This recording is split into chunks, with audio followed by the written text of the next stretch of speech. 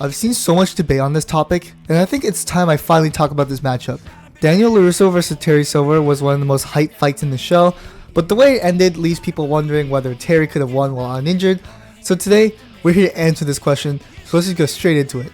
First of all, I would like to address the argument that Terry beat Daniel early in the season and only lost this time because he was nerfed. This argument makes me so mad, bro. As people completely ignoring Daniel in the first fight being blatantly mentally nerfed. I mean, you could see it on his face. As he even has a different stance and goes on the offensive, which is not his style.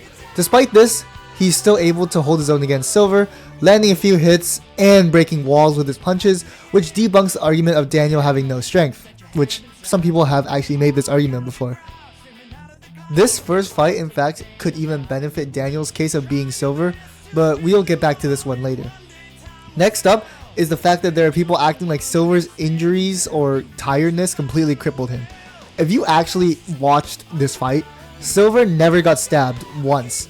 I don't even know how he bled like this without being stabbed at all, but you could even rat and argue that's a downside for him. All of you who use the Silver injury argument, please quantify for me how strong peak Silver would have been if he fought Daniel. Because every time I ask this question, nobody answers me.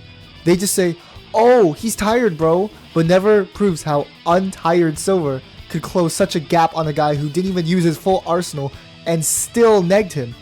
Fatigue does not do this much to you, bro. Like it's not this bad. Now Chosen, when he fights Silver base to base, has Silver state, I thought you'd at least prove more of a challenge than Larusso.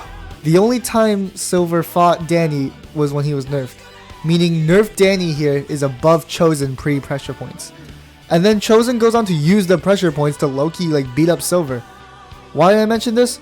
Well, lots of people completely forgot that Daniel never used the pressure points in all of Season 5. Chosen showing us the pressure points being a massive amped skill, especially against Silver.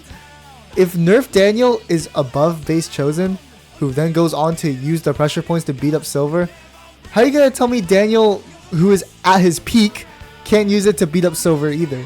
Also, Silver does not have offense and defense like Johnny, so he wouldn't even be able to block the pressure points. People who say that Chosen is the strongest in Season 5 completely forget that he actually had to use the pressure points to beat Silver, even though Daniel does it base to base without any pressure point stuff against the same opponents, who, like I said, who is not so fatigued that he couldn't walk or whatever. That's way overblown. If Silver was at his peak, he could have put up a good fight against Daniel, you could say, but you could never quantify how much above peak Silver is than the one that we saw in this fight, especially when he never got stabbed.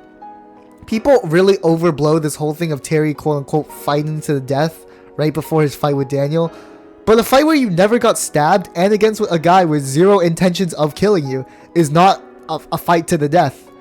It was more of a death match for Chosen than Silver, because Chosen was the one actually getting slashed. Also, Daniel beat him so badly without pressure points, by the way.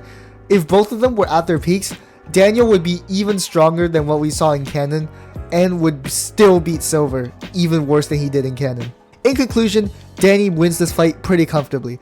The fact that you can't quantify peak Silver, along with Danny never using the pressure points, which like I said earlier is a huge amped skill, and Silver never getting stabbed, and nerf Danny being above non-pressure points Chosen, you can never prove that peak Silver is winning this fight unless you're straight up a biased Daniel hater because he got angry at your daddy Johnny Lawrence.